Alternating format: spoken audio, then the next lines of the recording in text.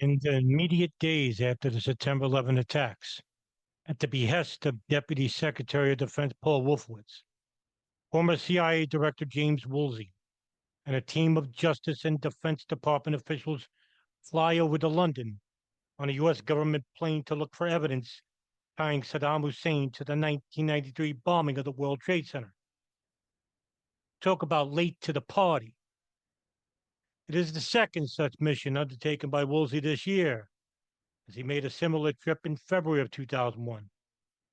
Woolsey is looking for evidence to support the theory made by the Neocons and the dual Israeli citizens in the Bush administration to tie Iraq to the 9/11 attacks, as well as the 93 World Trade Center bombing.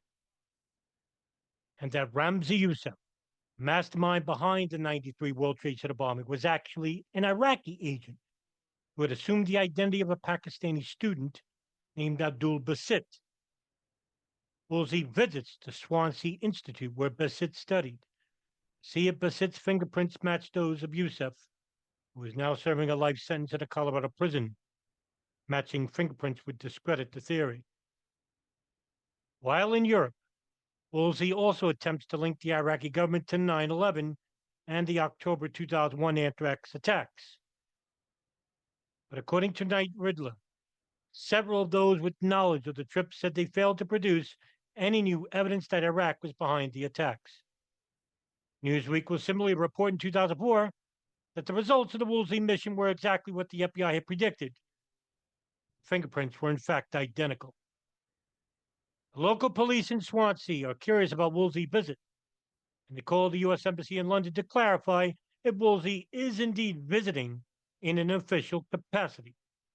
This alerts the State Department and the CIA of Woolsey's trip for the first time, and apparently both agencies are upset. Oh, I'm sure there are. Opinion polls, however, showed that people of nearly all countries opposed a prospecting war with Iraq without a United Nations mandate, and that the perception of the United States as a danger to world peace had significantly increased.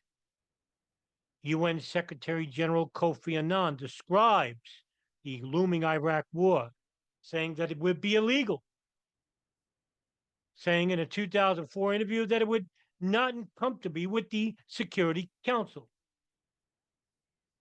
The United States led the effort for the redirection of former Iraqi weapons of mass destruction scientists, technicians, and engineers to civilian employment and discourage immigration of this community from Iraq.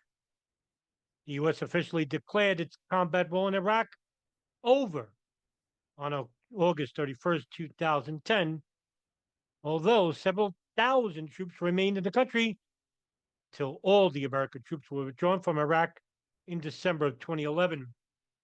However, by then it was too late. Approximately 1.3 to 1.5 million people lay dead. Over 2.3 million were displaced. 43% were the elderly, women, children, and infirm. What the United States does best, killing those that cannot legally defend themselves.